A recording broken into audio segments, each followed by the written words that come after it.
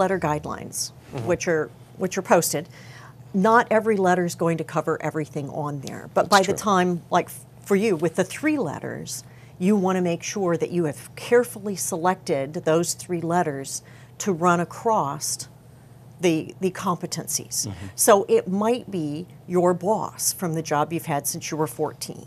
It might be this humanities professor that you did an undergraduate research project with over the course of 3 years, and then a science professor who saw you in multiple courses.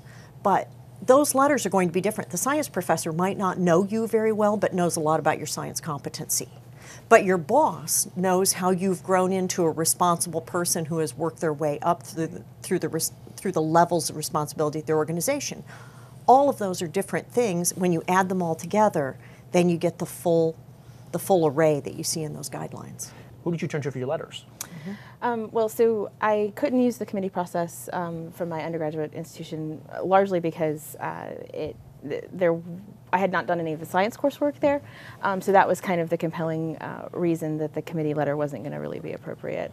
And so I was a lone ranger, so to speak.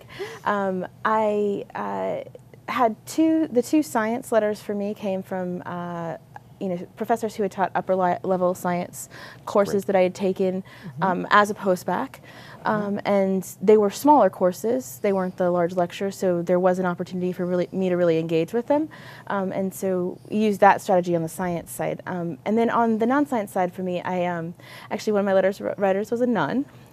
She was the executive director of a free clinic that I had been working at through law school and while I was doing my MPH, and had come to kind of know her quite well and still consider her to be a mentor.